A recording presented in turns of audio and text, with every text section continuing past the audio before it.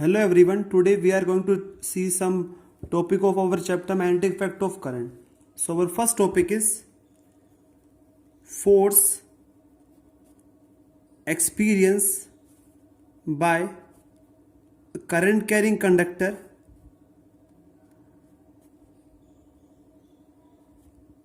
in a uniform magnetic field. Okay, so देखो, अब हमारे कुछ साइंटिस्ट ने क्या ऑब्जर्व किया, जब आप किसी भी करंट कैरिंग कंडक्टर को प्लेस करते हो यूनिफॉर्म मैग्नेटिक फील्ड के अंदर, तो वो जो कंडक्टर है एक फोर्स एक्सपीरियंस करता है. ओके, ये हम लोगों ने फाउंड किया है experimentally. So when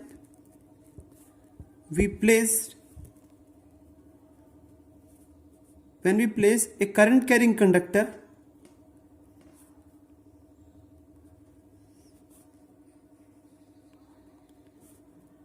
in a uniform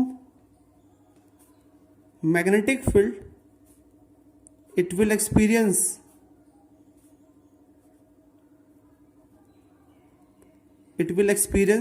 a force. Okay, अब ये जो फोर्स लग रहा है, इसकी जो हम डायरेक्शन है उसको फाइंड आउट करते हैं with the help of Fleming left hand rule. Okay, so direction of force is given by Fleming left hand rule. Okay, अब इस चीज को हम समझते हैं बाय एग्जाम्पल. सो मान लेते हैं कि आपके पास ये कोई दो रेल है, ठीक है, जो कि किससे कनेक्ट है, सोर्स से कनेक्ट है. सोर्स यहां पे क्या है, बेसिकली बैटरी है.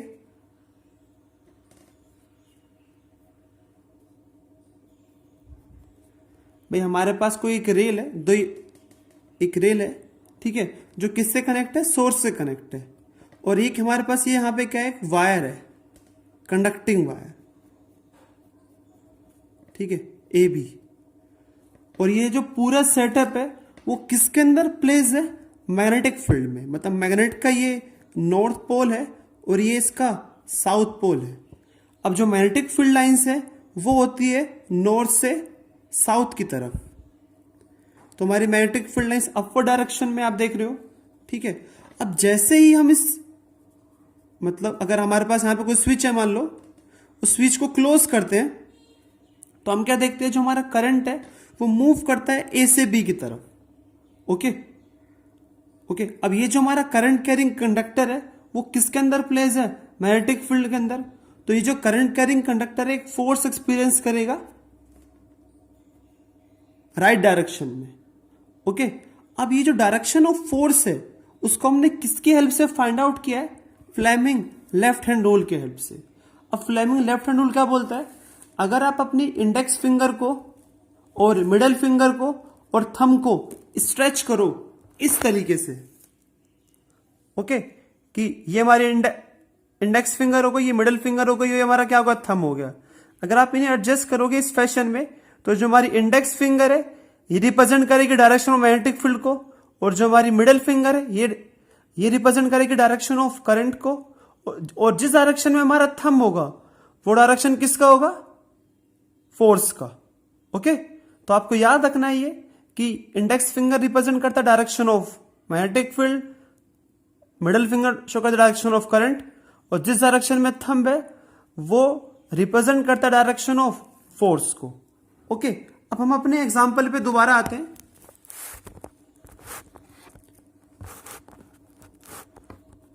ओके, तो अब आप क्या देख रहे हो कि जो करंट है वो अंदर की तरफ मूव कर रहा है, क्योंकि जो प्लेन है इस रेलिंग का वो इस तरीके से है कि ये मेरा फर्स्ट रेल का पार्ट हो गया, सेकंड रेल का पार्ट हो गया, और ऐसे मेरे पास एक कोई वायर रखी हुई है, ए बी वायर रखी हुई है.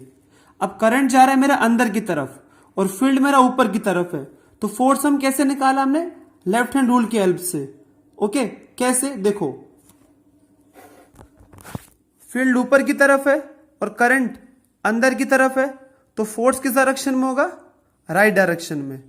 ओके, तो आप क्या देख रहे हो, इस वायर पे जो फोर्स लगा है उसको हमने फाइंड आउट किया with the help of Fleming left hand rule की हेल्प से। अगर आप डायरेक्शन ऑफ करंट को चेंज करोगे, मतलब अगर आपने इसको नेगेटिव कर दिया पॉजिटिव कर दिया, तो करंट मेरा मूव करेगा बी से ए की तरफ। सो जो डायरेक्शन ऑफ फोर्स होगा वो किस डायरेक्शन में हो जाएगा, लेफ्ट डायरेक्शन में।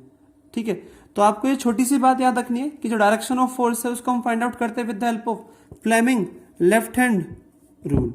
ओके, अब दूसरी बात क्या है कि अब ये जो फोर्स है ये मैक्सिमम होता है अगर आपका एंगल 90 है करंट के बीच में और मैग्नेटिक फील्ड के बीच में। If the angle between current and magnetic field is 90, then force experienced by the conductor is maximum। कि फोर्स कैसा होगा, मैक्सिमम होगा। अब दूसरी बात क्या है, if the angle between current and magnetic field is 0 or 180 degree, then force is 0।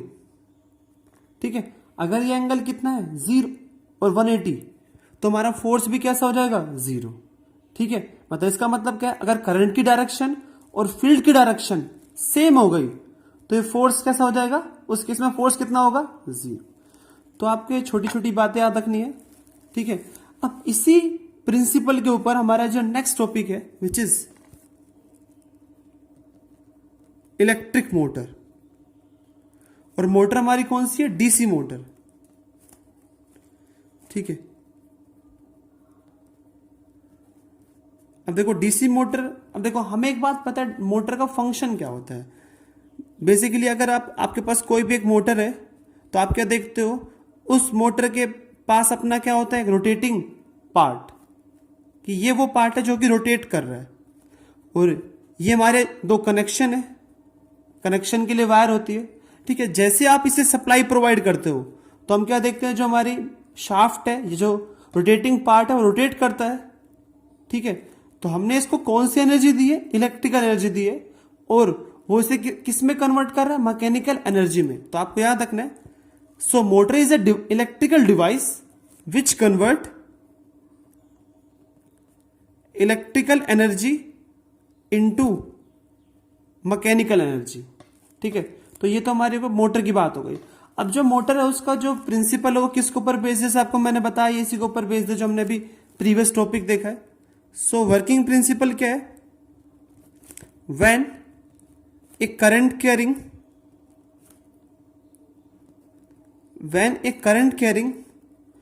conductor is placed in uniform magnetic field, it will experience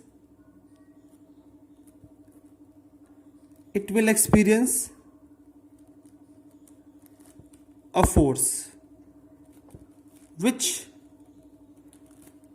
rotate the coil।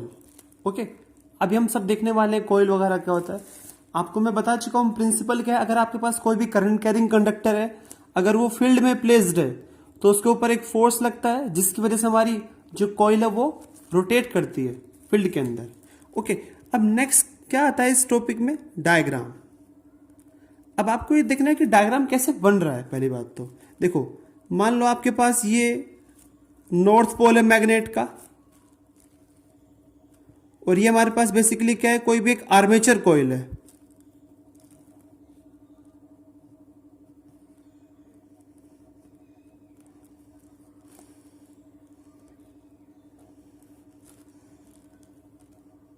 Okay, ये मेरे पास क्या है, नॉर्थ पोल, ये साउथ पोल, और ये मेरे पास क्या है, एक ABCD एक आर्मेचर कॉइल है। अभी मैं आपको सब कुछ बताऊंगा, आर्मेचर वगैरह भी क्या होता है, ठीक है। अब आगे जाके जो हमारी कॉइल है, कॉइल का एक एंड किससे कनेक्ट है, स्प्लिट रिंग से। ये मेरे पास S1 स्प्लिट रिंग है, जो स्प्लिट रिंग है वो किससे कनेक्ट है, हमारे बुश से कनेक्ट है। और जो बुश का ये क्या है, B1 पार्ट, जो किससे कनेक्ट है, आगे जाके पॉजिटिव एंड से कनेक्ट है। और इस कॉइल का जो सेकंड एंड है वो कनेक्ट है हमारे स्प्लिट रिंग S2 के साथ। और S2 वाला कनेक्ट किसके साथ है, B2 के साथ। और B2 किससे कनेक्ट है, negative end of the battery के साथ। ओके, तो ये हमारे पास डायग्राम है अपने डीसी मोटर का, ठीक है। अब इस मोटर में हमारे कौन कौन से एलिमेंट है उनको हम समझते हैं अच्छी तरह। So next part is construction. Construction में क्या है, क्या आपको लिखना है हमेशा। देखो हम लोगों ने स्टार्टिंग कहां से किया था, मैग्नेट से, तो मैग्नेट से स्टार्ट करते हैं। अब यहां पे जो हमारी मैग्नेट है वो कौन सी मैग्नेट है, इलेक्ट्रोमैग्नेट है, सबसे पहले बात याद रखना है आपको। और उसको हम कौन सी मैग्नेट बोलते हैं, हॉर्सशू मैग्नेट। अब हॉर्सशू मैग्नेट क्यों बोल रहे हैं यहां पे, इनकी जो शेप है मैग्नेट के पोल्स की, वो कुछ हॉर्स के शू की तरह है, इस तरीके से कि ये नॉर्थ पोल है और ये क्या है इसका साउथ पोल। तो जो यहां पे शेप है वो कैसी है, हॉर्स के शू की तरह। तो सर इस बारे से हम क्या बोल रहे हैं, हॉर्सशू मैग्नेट। तो हम क्या लिख रहे हैं, N and S are the pole of horseshoe electromagnet. Okay, अब इसका जो मेन फीचर क्या है वो समझते हैं इसमें।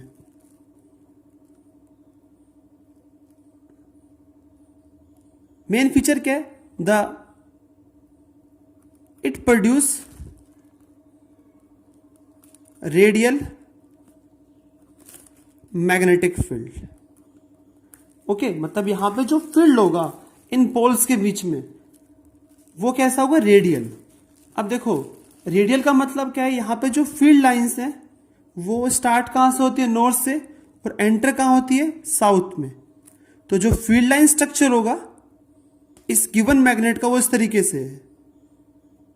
अब बेनिफिट क्या है इस रेडियल फील्ड का, इस फील्ड की वजह से एक बेनिफिट क्या है, जो हमारा फोर्स होगा इस आर्मेचर कॉइल के ऊपर वो हमेशा कैसा होगा, मैक्सिमम। अब उस फोर्स की वजह से हमारा मैक्सिमम टॉर्क होगा, और जिससे हमारी जो कॉइल है विदाउट स्टॉपेज वो मूव करती रहेगी। ओके, ठीक है। तो हमारे फर्स्ट पार्ट हो चुका है, ठीक है। अब नेक्स्ट पार्ट क्या है यहां पे, कंस्ट्रक्शन में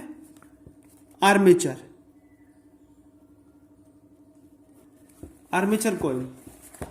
ओके, अब ये आर्मेचर कॉइल क्या है, सो आप लिख सकते हो ABCD is a armature coil which consist number of turns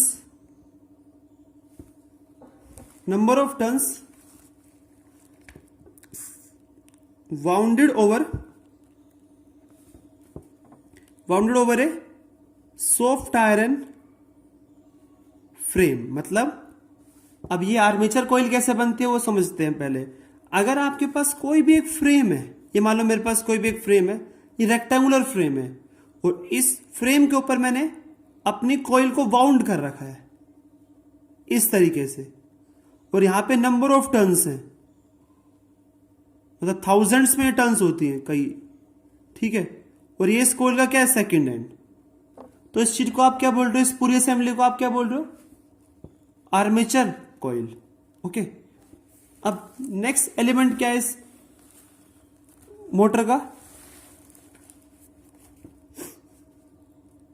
split ring. अब ये स्प्लिट रिंग क्या होता है वो समझते हैं। देखो यहां पे जो हम क्या देख रहे हैं कि जो मेरी S1 S2 है, यहां पे जो S1 S2 बेसिकली क्या है, दो हाफ रिंग्स हैं, इन्हीं को हम क्या बोल रहे हैं यहाँ पे, स्प्लिट रिंग। ओके, मतलब यहां पे जो हमारी S1 और ये जो S2 है, ये दो हाफ रिंग जो आप देख रहे हो, इन्हीं को हम क्या बोल रहे हैं, स्प्लिट। ओके, ब्रेक हुई पड़ी है और इनकी शेप कैसी, कुछ रिंग जैसी है, तो इन्हें क्या बोल रहे हैं, split ring. So S1 and S2 are the split ring which change the direction of current after half revolution. मतलब ये फंक्शन है स्प्लिट रिंग का कि ये डायरेक्शन ऑफ करंट को चेंज करती है आफ्टर हाफ रिवोल्यूशन। वो आप सभी समझोगे इस की वर्किंग के अंदर कैसे डायरेक्शन ऑफ करंट चेंज होता है। ठीक है, नेक्स्ट क्या है, ब्रशेस। अभी आपने क्या देखा था, यहां पे जो B1 B2 वो मेरे यहां पे क्या है, ब्रशेज है। ओके, ये बेसिकली कार्बन ब्रशेज है।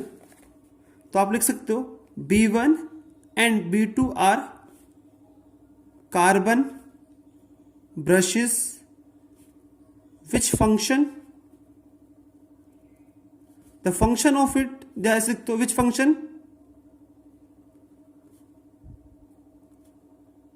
to maintain a contact between coil and source। Source का मतलब यहां पे क्या है, बैटरी। ओके, तो ये हमारा फंक्शन हो गया किसका, ब्रशेस का। तो हमने क्या देखा था, मोटर में हमारे पास 4 एलिमेंट्स थे, इनका सबका मीनिंग देख चुके हैं। अब हम देखने वाले हैं वर्किंग, जो मेन पार्ट है। ओके, अब नेक्स्ट क्या है, वर्किंग। वर्किंग में आप क्या देख रहे हो, जैसे आप इस स्विच को क्लोज करोगे तो आप क्या देखोगे, इस लूप में, इस आर्मेचर कॉइल में जो करंट है वो मूव करेगा ए से बी, फिर बी से सी, फिर सी से डी, फिर डी के थ्रू वो करंट आ जाएगा नेगेटिव एंड के पास। ठीक है जी। ओके, तो अब आपने क्या देखा, जो ए बी आर्म है उसमें करंट मूव कर रहा है इस साइड, इस डायरेक्शन में, अंदर की तरफ, और फील्ड है एक्स डायरेक्शन में। तो फोर्स किस डायरेक्शन में होगा, डाउनवर्ड डायरेक्शन में, with the help of Fleming left hand rule. कैसे, देखो कि आपने बोला कि फील्ड इस डायरेक्शन में और करंट अंदर की तरफ, तो फोर्स आया नीचे की तरफ। फिर सीडी का देखते हैं, अब फील्ड इस डायरेक्शन में, करंट बाहर की तरफ है, तो फोर्स होगा अपवर्ड डायरेक्शन में। ठीक है, तो इस पे फोर्स अपवर्ड डायरेक्शन में, इसमें फोर्स डाउनवर्ड डायरेक्शन में है। ओके, तो आप क्या देखोगे, आफ्टर हाफ रिवोल्यूशन, जब हाफ रिवोल्यूशन हो जाएगा तो सीडी एबी को रिप्लेस कर देगा। ठीक है, तो आप क्या बोलोगे, यहां पे सी आ चुका है, यहां पे डी आ चुका है, और सीडी किससे कनेक्ट था पहले, वो S2 से। तो यहां पे क्या आ चुका है मेरे पास, S2, जो किससे कनेक्ट है, B1 के साथ, और AB किससे कनेक्ट था, S1 से। तो यहां पे क्या आ जाएगा, S1, जो अब किससे कनेक्ट है, B2 के साथ। ओके, तो हमने पहले क्या देखा, करंट मूव किया था A से B, B से C, फिर C से D। अब देखते हैं, जो अब ये मेरा B1 पॉजिटिव है और यहां पे कौन आ चुका है, S2। अब S2 के थ्रू करंट एंटर करेगा, यहां पे कौन आ चुका है, D, और यहां पे कौन आ चुका है, C। सो करंट मूव कर रहा है D से C, फिर C से B, फिर B से A, फिर A के थ्रू वो करंट एंटर करेगा B2 के पास, फिर नेगेटिव एंड के पास आ जाएगा। तो अब आपने क्या देखा, आफ्टर हाफ रिवोल्यूशन जो डायरेक्शन है वो करंट चेंज हो चुका है। पहले वो था A से B की तरफ, ठीक है, अब वो क्या हो चुका है, यहां पे B से A की तरफ। पहले जो करंट था C से D की तरफ, अब वो हो चुका है D से C की तरफ। सो ये जो फंक्शन है वो किसने किया है, कमोटेटर ने, स्प्लिट रिंग ने। ओके, ठीक है जी। तो ये फंक्शन हमारा किसका है, स्प्लिट रिंग का। तो देखो, after half revolution direction of current change हो चुका है, तो यहां पे जो फोर्स लगेगा CD के ऊपर वो डाउनवर्ड डायरेक्शन में होगा, और जो फोर्स लगेगा AB के ऊपर वो अपर डायरेक्शन में होगा। तो इसकी वजह से ये वाला आर्म ऊपर मूव करेगा, ये आर्म नीचे मूव करेगा। तो आप क्या देखने वाले, जो आपकी कॉइल है वो रोटेट करेगी अगेन। ठीक है, अब ये प्रोसेस कंटिन्यूसली चलता रहेगा, जिससे मेरी कॉइल रोटेट करती रहेगी।